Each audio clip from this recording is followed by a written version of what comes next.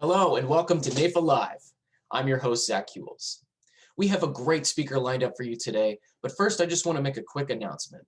Now you may or may not know that we started this year breakout rooms following NAIFA Live for us to meet with the speaker and have a live Q&A, but also to network with one another as NAIFA members. So if you do have some time today after the session, we would love to see you there. And now, as always, I would like to turn things over to NAIFA Tennessee's own John D. Richardson for the Pledge of Allegiance. Please join me for the Pledge of Allegiance. I pledge allegiance to the flag of the United States of America and to the republic for which it stands, one nation, under God, indivisible, with liberty and justice for all.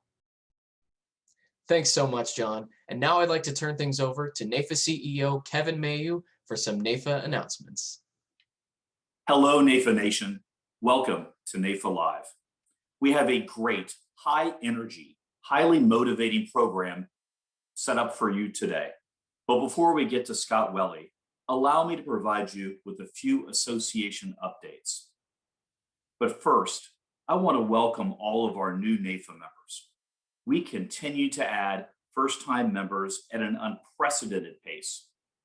For all of you who are new to NAIFA, this NAIFA Live may be your first opportunity to experience our fantastic professional development and motivational programming. You will not be disappointed. Today provides just a small taste of what NAIFA has to offer. NAIFA Live is our premier monthly meeting that benefits every NAIFA member at any stage of their career. So I want to express my sincere appreciation for those of you who have been members for a year, 2 years, 5, 10, or 20 plus years. Our veteran members are truly our lifeblood. Your drive, energy, persistence, and long-term success truly reflect the NAIFA brand. We are the best association for the best insurance and financial professionals in the country because of you. Now for a few brief association updates. Late last month, NAIFA presented a highly successful Business Performance Center Impact Week. Talk about great presenters. We had some of the top thought leaders in the insurance and financial services industry, giving you their insights into how to improve practice management, take advantage of industry trends, and grow your business. I'm happy to report that we've gotten strong feedback that has been overwhelmingly positive related to the entire week. Maybe you're not one of the nearly 2,000 advisors who joined us during Impact Week, or maybe you were with us and would like to watch one or all of the sessions again. Well, guess what? You're in luck. Impact Week recordings are available on demand on the NAIFA Business Performance Center website. BPC Impact Week gave us great motivation heading into NAIFA's Diversity, Equity, and Inclusion Impact Week, held earlier this month. Brought to you by NAIFA's DEI Council, the event featured such powerful speakers as NAIFA trustee Christopher Gandy, 2020 NAIFA Diversity Champion Stephen Kagawa, Mass Mutual Brokerage Director Kimsey Tran Gilmer, Ohio National President and COO Barbara Turner, Principal Financial Group Regional Managing Director Don Wolfgram, and others. Furthering DEI within NAIFA and the industry and financial services sector is an important part of the NAIFA 2025 strategic plan. It's crucial to ensuring that NAIFA continues to grow as a healthy, all-inclusive association that can make the greatest possible impact on behalf of our members and the clients that they serve. It's crucial to fulfilling our industry's highest aspiration of providing financial security and prosperity to every American in every community across our great country. Once again, our DEI Impact Week recordings are available on demand, and you can find them at NAIFA's Talent Development Center. Next, I want to make sure that everyone is aware that NAIFA's Congressional Conference is coming, May 25th and 26th. And when I say the Congressional Conference is coming, I mean just that. It's coming directly to you, wherever you may be, as a 100% virtual NAIFA signature event. There's no need to block off days in your calendar and travel to Washington, D.C. You can log on anywhere and participate. And while we're doing the virtual route primarily because of COVID-19 restrictions that are still in place in the DC area and at the United States Capitol, it also allows us to open this event to numerous agents and advisors who otherwise might not be able to or be inclined to engage in an advocacy event. Just because program will be online, it doesn't mean that this will be diminished in any way. We'll offer important advocacy training, policy briefings, and presentations by influential members of Congress. There will also be opportunities for smaller group video conference meetings to discuss policy and share your stories with your senators and congressional staff. The Congressional Conference is an important part of NAIFA's grassroots advocacy strategy, and I hope that you'll be able to join us May 25th and 26th. Finally, I want to speak briefly about the importance of IFA PAC. Our Political Action Committee gives NAIFA a strong, unified voice as we support candidates for national and state offices who understand the important role agents and advisors play in protecting the financial security of Main Street families and businesses. I hope everyone attending today is an IFA PAC supporter. And if you are, please consider increasing your IFA PAC contribution. It all makes a big difference in our shared success. Also, keep an eye out for IFA PAC Main Street Mixers and SIPs and TIPS events that are coming throughout this summer. They are exciting opportunities for NAIFA members to gather virtually, have some fun, and support our Political Action Committee and its great work. Now I'd like to introduce today's NAIFA Live featured speaker. Please welcome Scott Welle, a #1 best-selling author and founder of Outperform the Norm.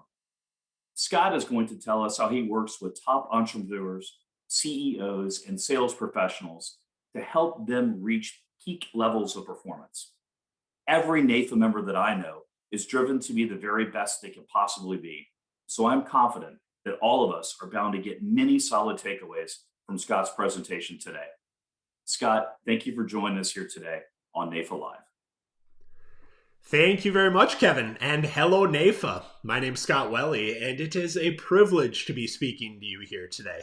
I'm coming to you live from what's normally sunny Colorado, actually kind of cloudy today, but that's all right. You move on, you move forward. And what we are going to talk about throughout the course of the next 50 minutes or so is how we can outperform in 2021, or what I call daily execution, extraordinary results. And we're only really going to talk about 3 things throughout the course of today. We're going to talk about how you can win the mental game, or sometimes what I call the psychology of peak performance. We're going to talk about how you can take a high-level goal, whether that's at the end of the month, the end of the quarter, the end of the year, be able to strip that down and to be able to go from goal setting to goal achieving. And we're going to finish it up with just some best practices for habit formation and really hone in on that daily execution part. Because I've been fortunate to be able to work with actually quite a few people in the financial advising, wealth management, insurance world. I understand how the game is played. And one of the biggest challenges or struggles I hear from some of the people that I've consulted with and I've coached is it's very easy to have a great month or a great quarter and kind of be up here, and then to sort of let your foot off the gas and have that dip down, and then you kind of go back up and you end up playing a little bit of this roller coaster instead of what are actually some things that we can do and how can we really look at the little itty bitty things that we do every single day in the way of daily execution so we can have sustained peak performance and high performance over time instead of kind of riding that ebb and flow and that roller coaster. And just to quickly go into a little bit of my background, it's actually in sports psychology and in that psychology of peak performance. And if you don't know what sports psychology is, it's the psychology of working with elite level athletes on that mental game of being able to train and compete at the highest level. And you might say, Scott, well, what the heck does that have to do with me? Like, I'm not a baseball player, football player, golfer, basketball player, whatever it happens to be. Well, what you actually come to realize is the same mental skills and principles, a lot of which we're going to talk about today, that allow these athletes to be successful on the court or course or field or ice, are the same things that will allow you to be successful on your field of play as well, whether we're talking about personal and or professional. So that's really the angle that I come at it. And anytime that I'm talking to people, I always like to bring up this slide because my companies outperform the norm. I like to just stack up what do outperformers say to themselves every day versus what do kind of everyday performers or the norm say to themselves. And I always just say when I bring this up, I always say be on the right side, or be on, I guess it'd be here, be on the right side or be on the side of outperform. And really what I would like to talk you through throughout the course of today is I truly believe that one of the greatest skills any of us can have in this lifetime is self-awareness. And self-awareness of our own thoughts, of what we say to ourselves every single day. And if we can master that, and if we can have self-awareness of that, that is the starting point to actually being able to get the best out of ourselves, personally and professionally, day in and day out, week in, week out, month in, month out. And to be on this right side or to be on the side of outperform, what I'm going to help you to understand when we go through some of these concepts is not just kind of the surface, what I feel like is the surface sort of self-help, personal, professional development stuff that we hear in kind of the mainstream media. I actually want to talk you through some of the underlying psychology underneath that so you have a greater self-awareness and a better understanding of why we do or maybe why we don't do certain things. And the last thing that I want to say before we start going into winning the mental game and talking about that psychology of peak performance is I just want you to know I literally just got off the phone probably 5 minutes ago with someone. And I sometimes just say what's common sense is not always common practice. And it's not always that easy to sometimes be able to practice what you preach to others. And I was just having a conversation with somebody. I'm consulting with him over writing a book. And I was talking him through one of the ones that I'm actually writing right now as well. And he said to me, he called me out. He said, you actually need to listen to some of your own advice that you give people. And I had to eat a little bit of crow and I had to say, yeah, you know what? You're absolutely right. So as I talk you through some of what might sound like maybe simple concepts or maybe sound like common sense concepts, it's not always the easiest thing to make them common practice. So by no means throughout the course of this presentation am I talking at you. I am simply talking with you in regards to things that I've not only seen work for me, that I've seen work for some of my performance coaching clients in wealth management, in financial advising, in insurance, but are also backed in sound research and scientific data that back up why we do what we do.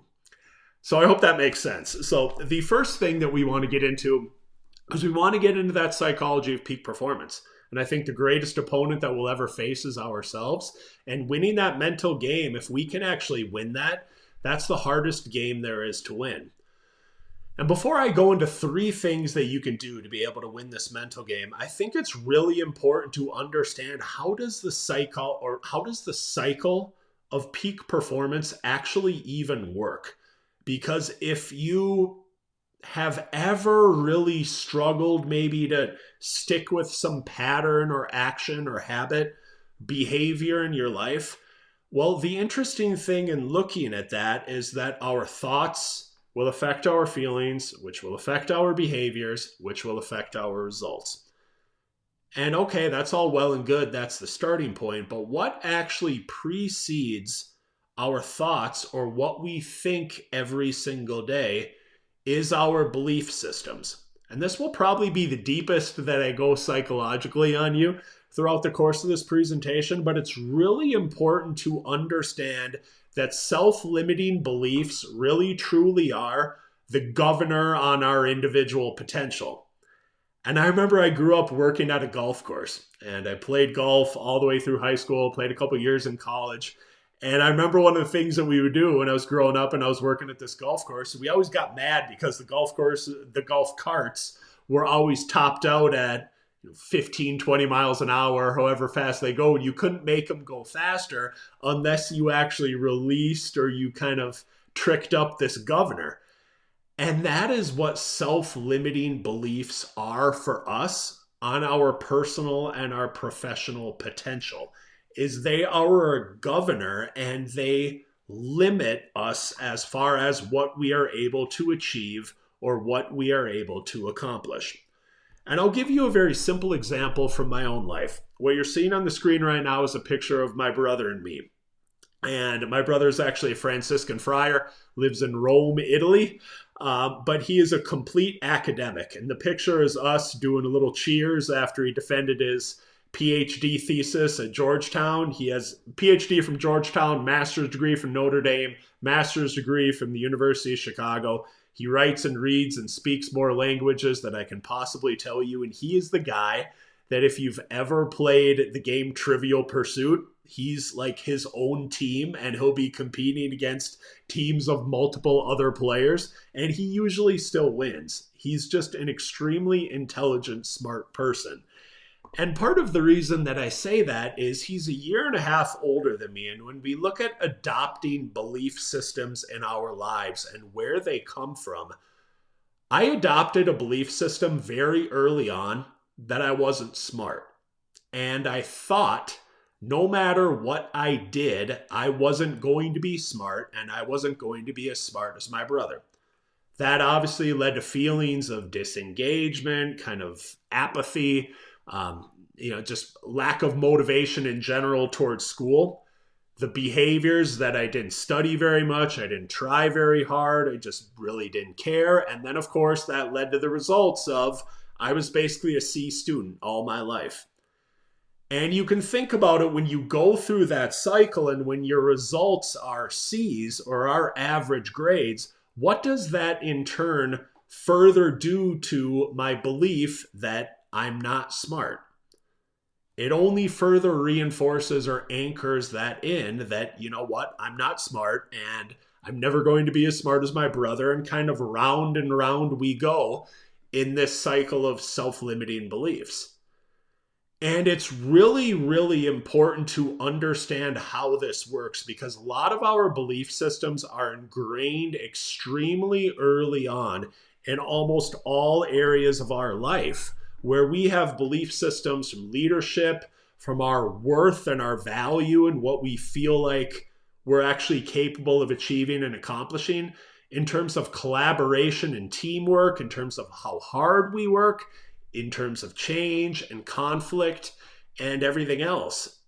And I actually remember when I was a C student all the way through high school, all the way through college, and I remember the summer after my junior year of college. I remember literally waking up, and I was paying my way through college. And I remember waking up that day and I remember saying, you know what, Scott, you're paying a lot of money to be average. Like, you're paying a lot of money to get C's. And what if you adopted a better belief system? One that was, you know what, maybe I will still never be as smart as my brother. But what if I adopted a belief system that if I put in the work, I could be smart and I could grow and I could get better? How would that in turn affect this cycle of peak performance, and what would that do? And I remember experimental psychology was the next class I took after that, a notoriously difficult 5-credit class that all psychology majors had to take. I ended up getting an AB, which I consider the best grade I've ever gotten in my life. And it started this cycle going back the other way. And as we talk about this, I just think it's important for all of us to recognize and be self-aware and to acknowledge if you feel like you are being held back, and if you feel like there is a governor on some area of your life, personally and or professionally, I can tell you conclusively, it's almost always because of a faulty belief system. Something that was developed very early on, and something that until you start to challenge that and be aware of it and rid yourself of it, it's going to be very, very difficult for you to achieve your fullest potential and for you to accomplish all that you're capable of accomplishing. So that's really the first kind of starting point, I feel like, to winning the mental game. And as far as 3 different strategies and things that you can actually do to be able to, I think, ingrain this psychology of peak performance, the first one is just simply what I call manage your inputs. And your inputs actually affect performance outputs. I always think of the body as hardware, the brain as software, and then it has to run on some type of operating system, right? And I'm sure as you're listening to this, watching this, you have a phone. And I'm sure at some point you've probably given that phone a software update, correct? And what does a software update do? Well, it might introduce new features and things like that. But for the most part, what it does is it removes bugs and it helps the operating system run more efficiently and effectively. And I think when we look at managing our inputs every day and consciously and intentionally putting good, growth-minded kind of information into our brains, every time that we consciously and intentionally do that, we are upgrading or updating our operating system. We are giving it a software update. We are helping it run more efficiently and more effectively. And trust me, I won't talk you through all the research, but we have learned more about the human brain and how it works in terms of neuroplasticity in the last 5 years. We've learned more in those 5 years than we probably knew in the last 500. What we have actually found is that you can significantly change your brain and change your thought patterns, which in turn leads to feelings, behaviors, and results in your life by actually challenging and by continually exposing your brain to information and to something that will challenge it and will actually make it better. And it's never been easier to do it than it is actually right now, where you can listen to podcasts, you can listen to audiobooks, you can watch TED Talks, you can watch YouTube videos, you can read books, you can read ebooks, you can get information literally in any medium that you wanted.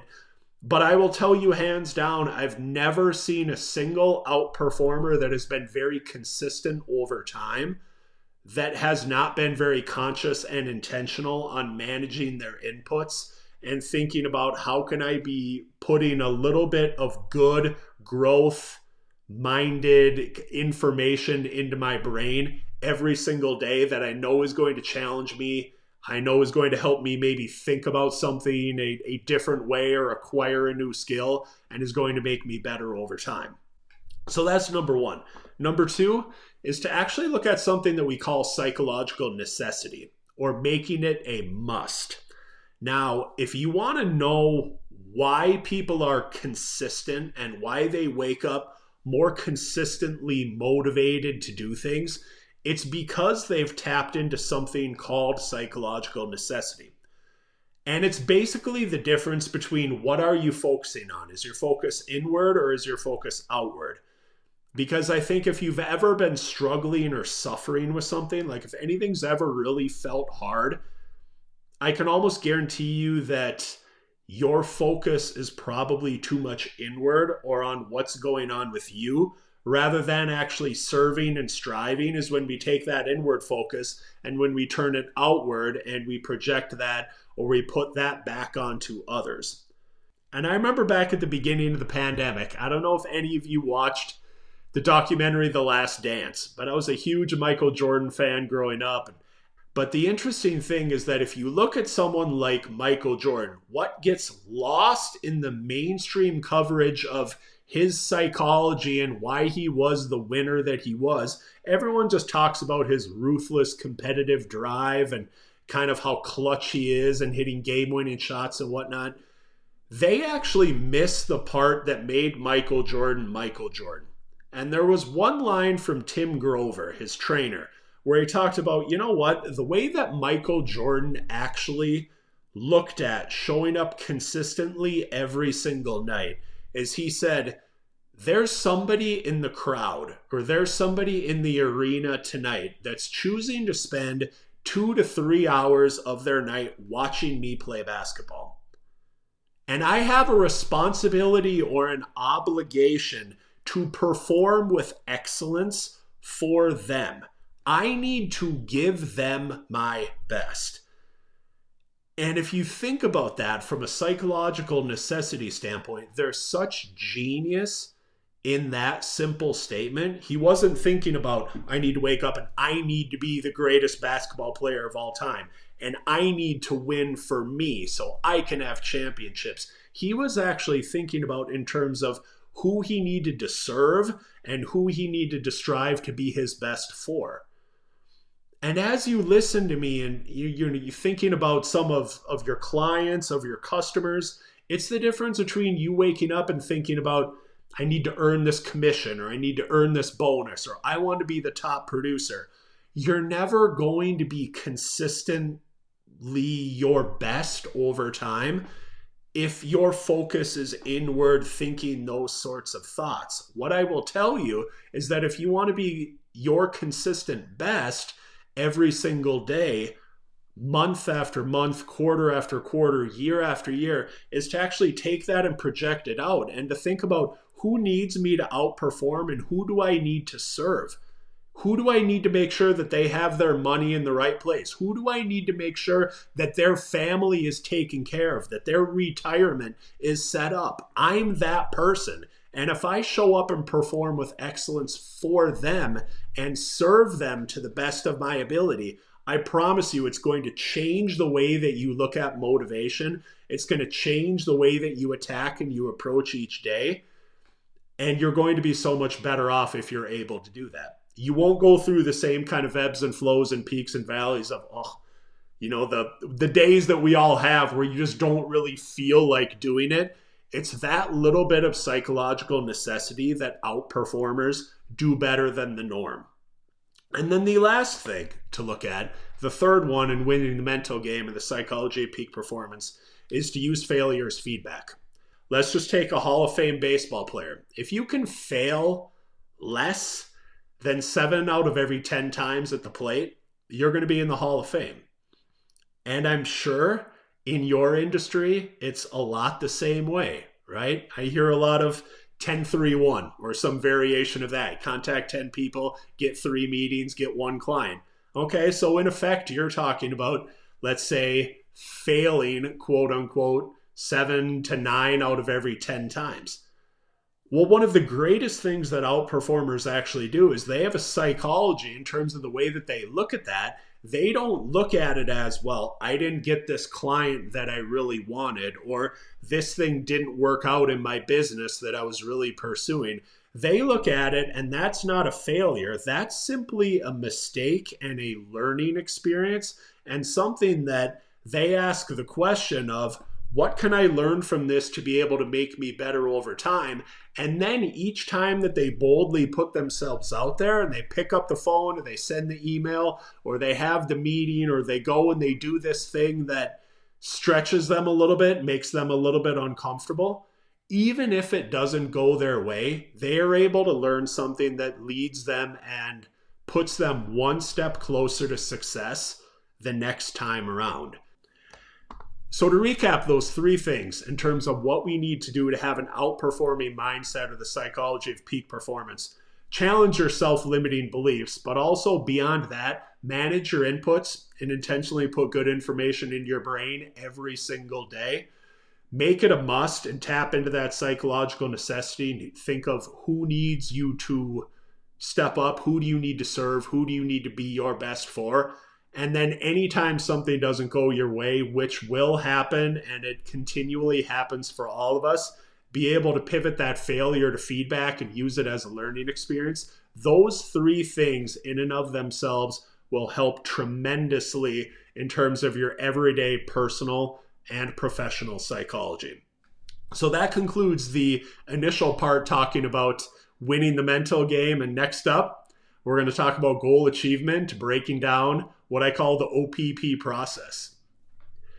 Okay, let's talk about the OPP, goal setting process, where I think we go from not just goal setting, actually to goal achieving. And when I talk about the OPP, Guess first thing, if you're a fan of old school hip hop, you might respond with, yeah, you know me. If you're not, you have no idea what I'm talking about. But almost inevitably, regardless of what group I'm speaking to, when I say, we're going to talk about OPP, I'll have someone kind of nod at me and say, yeah, you know me. But in this case, what OPP actually stands for in terms of goal achievement is outcome, performance, and process. And the way that I'm actually going to talk you through this is, if you heard it in my bio, I think probably the greatest physical and certainly mental accomplishment that I've ever had in my life was completing a 100-mile ultramarathon run. And by no means, I am no great physical athlete. I'm certainly not built to be an endurance athlete. It was one of the most challenging things I have ever done, and I had a lot of great people helping me out along the way. But I am convinced that the same exact way that you cross the finish line of a 100-mile ultra marathon run is the same way that you accomplish any goal in your personal and or professional life. And it's via this OPP process. So let's get into it. The first one is when we look at OPP, the O in OPP is outcome goals. Almost everybody's familiar with this, right? An outcome goal is basically where you're going when.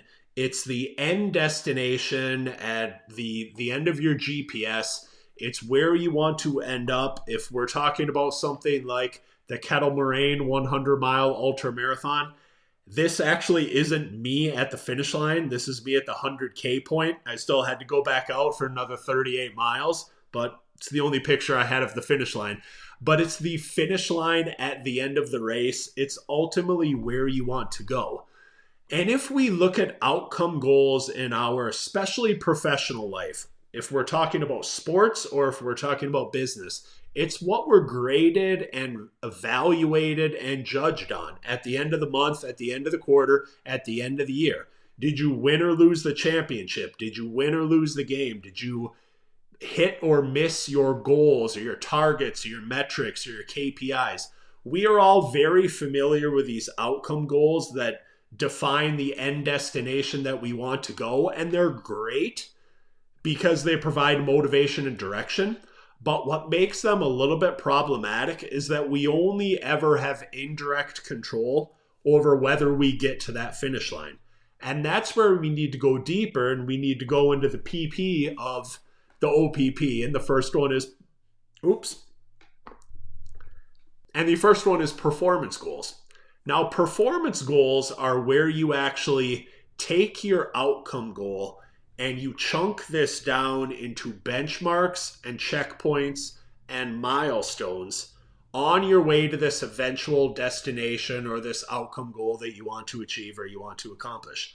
Now, part of the reason and part of the psychology that you have to appreciate why this is so important and why it's so critical to you actually achieving your goals is because we live more and more in a society of instant gratification, right? Where I can ask Google or Siri or Alexa at any point in time for a question or for information, and I can get million bits of information at my fingertips in seconds. So it's becoming a lot more difficult in our current day and age to have this finish line that's sitting way out there in the distance that just feels like no matter what I do today, I'm never going to get to that eventual destination or that finish line. And we lose that connection between what we're actually doing now and how it's getting us closer to that kind of finish line at the end of the race. So this is where we have to be able to chunk it down into those milestones, those benchmarks, those checkpoints. And I remember when I was running the 100-mile run. I mean, it is a run that little more than 400 people will sign up for, and less than 200 will actually finish it. Less than 50% people will, and the majority of them will just end up dropping out. Just simply, they won't be able to keep going. And honestly, it was mentally daunting for me too, because I just felt like I was never going to get to this finish line at the end of the race. So mentally, what I had to convince myself to do is, okay, you've got this destination. You feel like you're never going to get there, but you have these checkpoints what you see on the screen right now, every 2.5 to 4 miles. And I just said, Scott, I said, if you can just focus on getting to that next checkpoint, that's all you need to do. Don't worry about that finish line. Just get to the next checkpoint. And then once you get to that next checkpoint, then you can say, am I on pace? Am I ahead of pace? Am I behind pace? And then how can I most efficiently and effectively get to the next checkpoint? It makes our goals more manageable. It's something that we can wrap our hands around just a little bit more, and it doesn't seem so daunting. And it's something where we make a greater link and a greater connection between the actions and activities and things that we do today and how it's actually getting us closer to that next goal that we want. And whatever your goal happens to be, okay, you want to get 100 new clients. Well, you can't get 100 new clients before you've gotten your first 10. So 10 might be your first performance goal, your first benchmark, your first checkpoint, your first milestone. You can't lose 20 pounds without losing the first 2.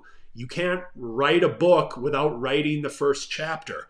All of these things, these larger outcome goals or finish lines that are a long ways away, can be chunked down simply into these milestones, these checkpoints, and these benchmarks that will help keep you more empowered and motivated along the way. So that's the first P. And then the second P is to actually look at process goals. Process goals are the activities and actions.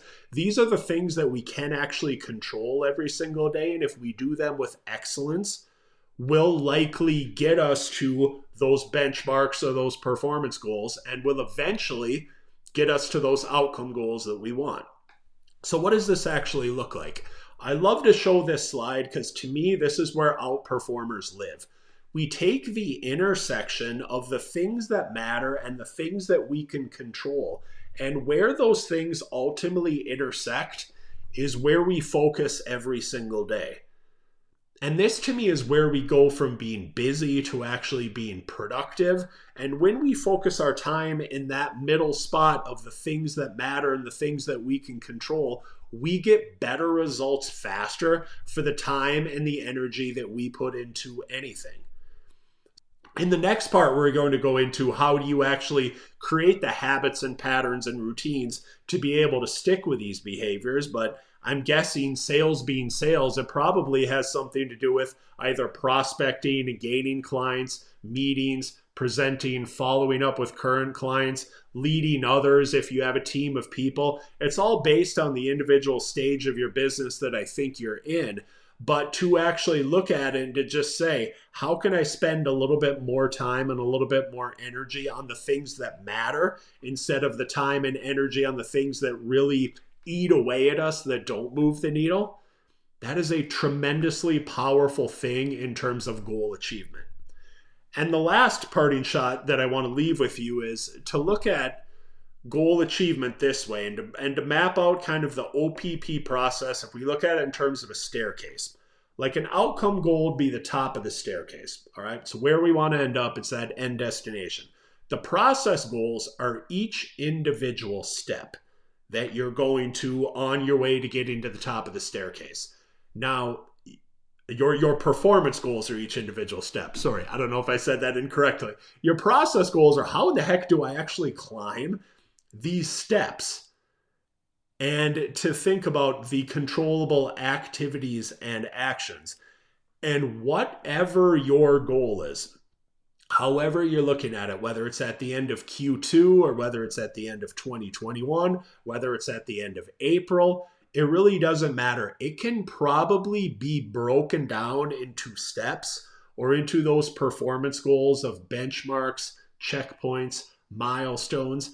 And then if you can focus on the process goals of what are the activities and actions that I do every single day that will allow me to climb these stairs, I promise you're going to be more motivated and empowered towards what you're doing every single day. And you're going to have more consistent performance instead of, again, kind of the up and down and the roller coaster ride of sales and of everything else. So that is the OPP goal setting process. And now let's go into really what are some best practices for habit formation and for the daily execution part of it that will lead to those extraordinary results. Okay, so let's close this out talking about how we can build better habits, better patterns, better routines in our personal and or professional lives, because we are what we repeatedly do, in the words of the great Aristotle. And before I go into 4 different strategies that I think you can employ to be able to be more consistent in your personal or your professional life, I think it's important to kind of cut through some of I mentioned at the beginning that I was going to try to cut through some of the mainstream fluff that we hear in self-help and personal professional development. And one of the really pervasive lines and things that we hear is something to the effect of massive action solves all problems, right? It's like, if you want something, you have to be willing to take massive, decisive action. Okay. We hear that a lot, and massive action is fine, but it's not necessarily it's certainly not the only way. And I don't even know that it's the best way for us to really achieve extraordinary results in our personal or our professional life. Because if you look at massive action, what typically comes with massive action? Usually inconsistency, right? It's the person that sets the New Year's resolution, and then by February, they're kind of right back to where they were. Massive action usually leads to inconsistency. And what does massive, inconsistent action normally get you? It typically gets you ordinary results.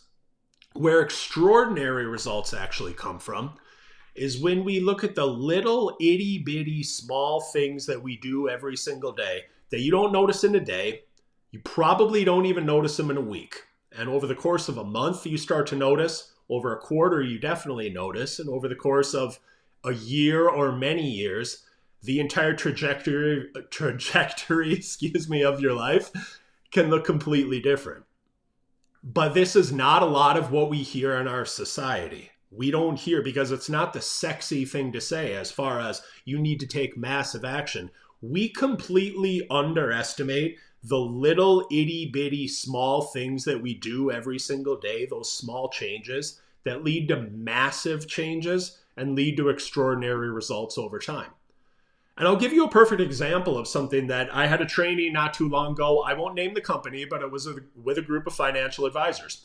And we were talking about some changes that we could make to be able to be better in our personal and professional life. And one of the people said, I want to get up an hour earlier every day. And hey, if you can get up an hour earlier every single day and sustain that, more power to you. But that to me seems like a pretty massive change, and along the lines of massive action. So actually my response to that is, you know what? If you really honestly feel like come hell or high water, you're going to be able to get up an hour earlier every day and you're going to be able to sustain that, then by all means go for it. But I said, why don't you just think about getting up 10 minutes earlier?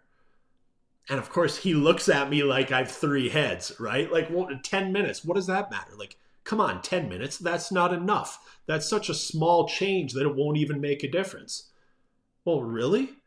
Getting up 10 minutes earlier every single day, you're gaining more than an hour a week, you're gaining 5 hours per month, and you're gaining 60 hours per year, or basically a work week and a half. What would you do with those extra 60 hours in a year? What would you do with extra 5 hours that you get in a month? What would you do personally or professionally or otherwise? But we don't look at it like this. We just automatically dismiss it and we think, well, I'm not motivated enough if I'm only saying 10 minutes. I'm going to get up 10 minutes earlier, just as an example. And we automatically dismiss it like it's just not going to be impactful enough in my personal or professional life over time. So as I talk through these 4 different things, however this hits you and wherever you are in your personal or your professional life right now, I would just really encourage you, and trust me, I'm talking to myself when it comes to this because I'm very much an all or nothing kind of in or out person. And it has not been easy for me to subscribe to this philosophy of let's just make small tweaks and let that stack up over time, knowing that that will lead to big results. But I just really want to encourage you as I talk through some of these things that you think about, even if it's something that sounds so insignificant or so small that it won't make a difference, it will over the course of time. And the longer you do it, the more of a difference it will make. So let's go into the 4 different things. Number 1, the first thing we got to talk about is owning the day, creating peak performance routines. I always say you own the day or the day owns you. And if you look at any like high level athlete, we do call it a peak performance routine, because they are methodical about eating the same thing, drinking the same thing, doing the same thing, listening to the same thing before every big game or a big competition, because it gets them in the right frame of mind for them to be able to perform their best. And I could talk about a few different things in regards to this, but I think one of the main concepts, and I think one of the best things that we can do, is to actually look at what I call the vital 4%. And if you don't know 4%, it's a pretty small chunk of time, but 1 hour of your day, 1 hour out of the 24 hours is 4% of your day. And I think if you can own that first hour of the day, gotten into that positive forward motion and momentum, it's that much easier to sustain it from that point forward. So if I were to just ask you, personally or professionally, what do you think are some of the most important things that you can do in that first hour of the day if you really want to set the tone for an outperforming day? And almost regardless of what industry, what company, what organization I'm speaking for, I will usually hear something to the effect of 4 different things for this. The first one I will typically hear is some form of maybe meditation, affirmations, positive attitude, prayer, devotions. I call it an attitude of gratitude. There's more and more research out there that show that the top performers almost always have the highest amounts of gratitude. They come at life from a place of abundance instead of a place of lack and what they're missing. And I think it's interesting to be talking about this right now because especially with COVID and with the pandemic, I haven't met a single person that isn't missing something from what we've kind of lost or what's been put on hold personally or professionally for us. And I think it can be very easy to wake up and to think about what we're missing, what's wrong instead of what's right. But I am actually telling you that, and there's hard research behind it, that waking up in that first hour and just coming at life from what is still good in my life, what am I grateful for, what do I have, how do I want to contribute, and coming at life from that place of gratitude is a tremendously impactful way to start the day. And that will also carry over after that, kind of in the later parts of the day. So that's the first one, is an attitude of gratitude. Second one is, I don't know that we always do a great job of linking what we put into our body and how it affects the way that we think and feel and perform. And it absolutely does. Studies have also shown that if we have a healthy breakfast, we're more likely to make healthier choices after that. And I think in that first vital 4%, to just wake up and just simply say, I'm going to at least own my breakfast and I'm going to have a healthy breakfast as well as plenty of water, knowing that that is on a grand scale going to impact the way you think, feel, and perform, but it's also going to help your cognitive functioning, your mental alertness, your decision making, your motivation, your energy, your stamina, all the things that we don't necessarily link from what we put into our body and how it actually makes us better throughout the course of the day, I think is a tremendously impactful and important way that we can start in the vital 4%.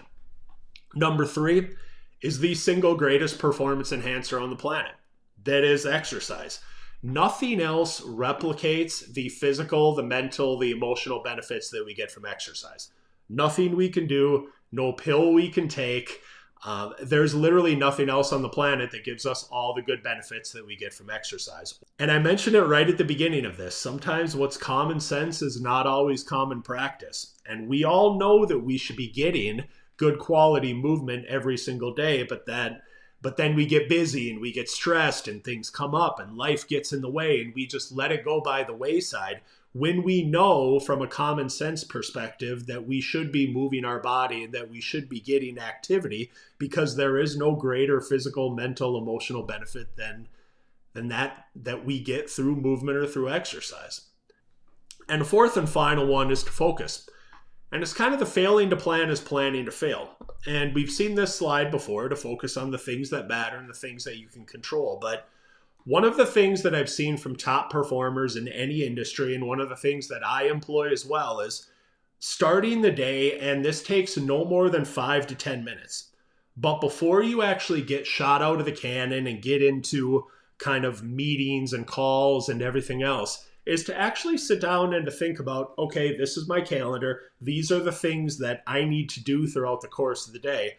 How can I most efficiently and effectively manage all of this to make it an outperforming day?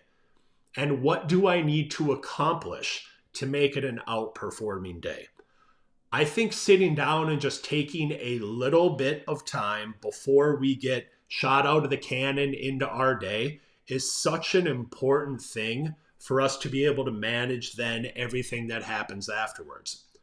So those 4 things: some form of an attitude of gratitude when we're looking at the vital 4%, some attitude of gratitude or positive affirmations, fueling the body and linking what we put in to how it affects the way that we think, feel, and perform, quality movement or exercise, and then really planning and thinking about what do I need to accomplish to make it an outperforming day. If you do those 4 things, I promise you, you are going to have more outperforming days after that. You're going to own a lot more days. So that's number 1 as far as habit formation, building better habits. 2 is to actually do less. Now, the interesting thing about this is if you've ever thought that you're a great multitasker or look at multitasking, you don't truly understand necessarily how the human brain works, because we weren't built to be multitaskers. We're actually single taskers. We can't do a lot of different things very well at once. We need to be able to single task as far as what we're doing. And when I talk about this, I think there are, again, a lot of different strategies that we can talk about, but one of the ones I would encourage you to employ is to do what I call batching your tasks. And this is where you take your tasks and you put them all together and you think about doing them all at once, if at all possible. So I'll give you an example. I have a personal performance coaching client that is a financial advisor. And he obviously wants to grow his business, his practice, like I'm sure all of you do as well. So we just decided from 9 o'clock to 10 o'clock, Monday through Friday, he's not taking any meetings. That is going to be his time that he does nothing other than prospecting. And what happens with the human brain is that when you focus on just doing one thing, after 10, 15, maybe 20 minutes, what happens is the brain flips on and it starts to get engaged, and you are able to do things so much better, faster, and easier when you're just focusing on doing one thing at once. So he's been focusing on this, and he did it for a month, and sure enough, he had the best month in the 4 years that he's been a financial advisor, just this last month. Now his problem is he's having to do a lot of reactive work to all the prospecting, the meetings that he's had based on carving out that time of batching the tasks for prospecting from 9 o'clock to 10 o'clock. So we then, as strange as it sounds, we carved out a little bit of time to batch the follow-up tasks in the afternoon, so you can take some of those emails that need to be responded to, some of the client planning for meetings, some of the paperwork that needs to be done. Put all of that and do it at a precisely defined time. So he's batching that as well. And I understand in this world that we live in, of notifications, of phones, of everything else, this will never be a perfect or an exact science. But I think any amount of taking a group of tasks, and I mentioned some of them, whether we're talking about prospecting or following up or meeting planning, and putting all of those things together, I promise you it's going to have a massive impact on your productivity and the amount that you actually get done throughout the course of the day. So that's exactly what I mean by doing less, but actually doing more of the things that matter. Number 3 is to actually track your progress. And to track your progress, we got to go into what we call the Seinfeld strategy. Now, I'll give you just the quick story on it. I wasn't the biggest Seinfeld fan, but he is the most financially successful comedian of all time. And he's also, because he has been so consistent over time when so many other people have dropped out, it is just something that we can learn, I think, a tremendous amount from people that have been consistent in any field. And there's a story that goes back of what they call the Seinfeld strategy, where a young aspiring comedian named Brad Isaac got to talk to Seinfeld backstage at one of his shows. And he said, Seinfeld, he basically said, how do I be you? Like, how do I become a better comedian? And Seinfeld said, well, Brad, that's actually pretty simple. To become a better comedian, you've got to create better jokes. Okay, become a better comedian, you got to create better jokes. But he said to be able to create better jokes, you have to write every day. And what he told him to do is he said, Brad, what I want you to do is I want you to go home and I want you to buy just one of those big old wall calendars. And he said, what I want you to do is every day that you write, I want you to take a Sharpie and I want you to cross out that day. And I want you to basically cross out the day that you wrote. And he didn't say, I want you to write for 4, 6, 8, 10 hours a day. He just said, I want you to write every day. And that is what's been known as the Seinfeld strategy. Seinfeld said he called it not breaking the chain. He said what's going to happen is you're going to start to have a chain of days that are stacked up, and you're going to become motivated and empowered and accountable to that chain. And you're not going to want to break it. So you're going to continue to do the activities and actions that actually lead to progress. And the interesting thing is, in looking at this, you can apply this to anything in life, but specifically if we're talking about, okay, I want to be a better comedian. Let's just say I want to be a better financial advisor. Okay, well, what is a skill that you need, or what is something that needs to happen for you to be able to be a better financial advisor? Well, I need more leads, or I need more potential clients coming my way. That's the equivalent of creating better jokes. Then what is an activity or an action that you can do every single day that will lead to those things? Well, I need to be asking for referrals every single day. So then every single day that I go and I take my calendar and I cross out the X's is every single day that I'm asking for a referral. I'm asking for a referral on a way to generating more leads and potential clients on the way to the outcome of becoming a better financial advisor.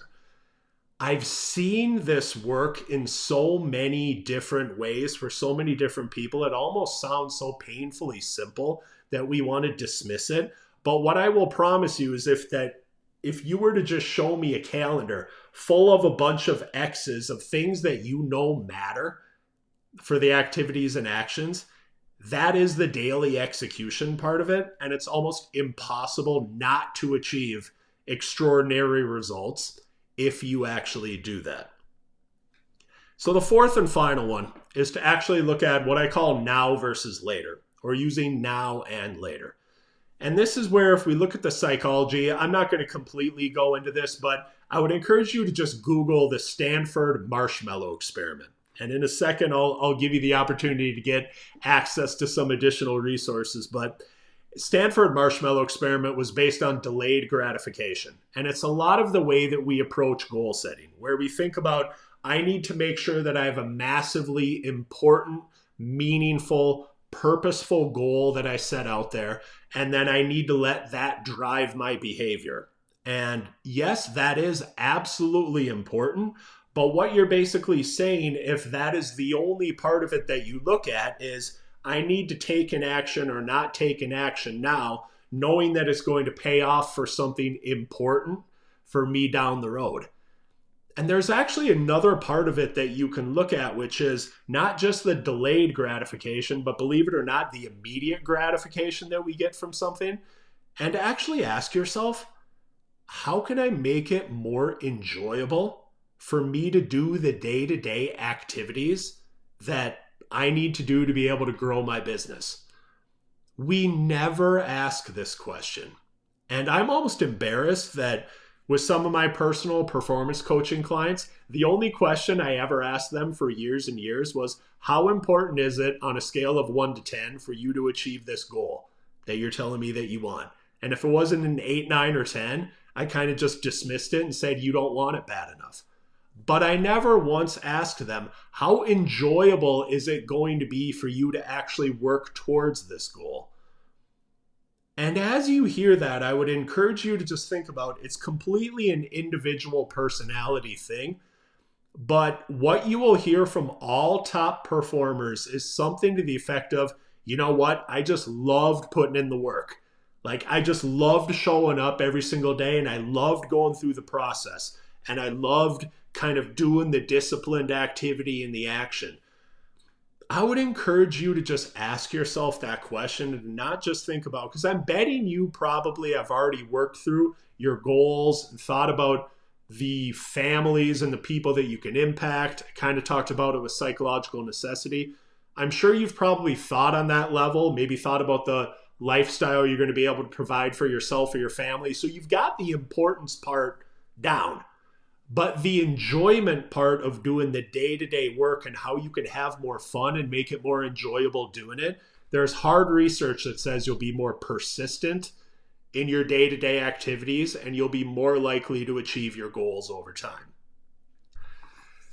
To close this out, if you would like additional resources, I've actually created a specific webpage on my site that is scottwelle.com/NAIFA that has a bunch of additional peak performance resources on some of the things that I talked about throughout the course of the last 50 to 55 minutes that will help you be your best personally and or professionally. Nothing for sale here, literally just a website for you to be able to get access to some different resources to be able to be your best. And to close this out, the three things that I talked about, as simple as it might sound: winning the mental game and those beliefs, those thoughts that ultimately impact our actions. I talked about the OPP, yeah, you know me, where you look at the outcome, the performance, and the process. Trust me on this. The better that you can construct your goals this way, I always just say any goal is achievable with an intelligent plan to accomplish it. So try to break it down in terms of the outcome, the performance, and the process. And then really think about building those better habits, those better patterns, those better routines that are the daily execution that do end up getting you those extraordinary results in your personal and or professional life. If you just do those three things, you are going to be your best. You are going to outperform in 2021 and beyond. And I just really want to say thanks for having me here as your speaker and wish you all the best of health, happiness, and high performance in the future. Take care. God bless.